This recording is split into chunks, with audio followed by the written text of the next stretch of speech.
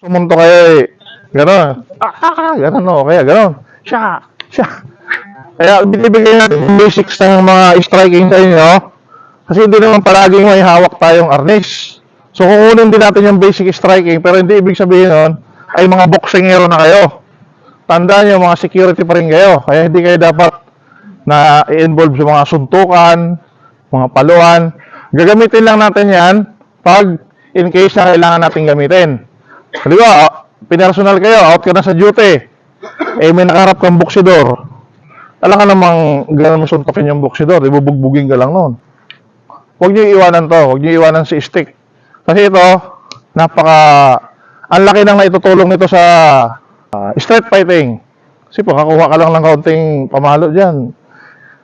Kung ako papimiliin, halimbawa suntukan at paluan, hindi paluan ako, mas advantage ako. Suntok sa paluan. Kahit pa mixed martial art ka, may pamalo ako.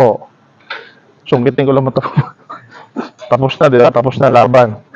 Pero dapat may mga equipment pa rin tayo, kompleto tayo sa equipment. Pag may posas ka, may pepper spray, may nightstick, huwag mong gagamitin yung kamay. So nag-aaral lang tayo ng striking para at least alam ninyo.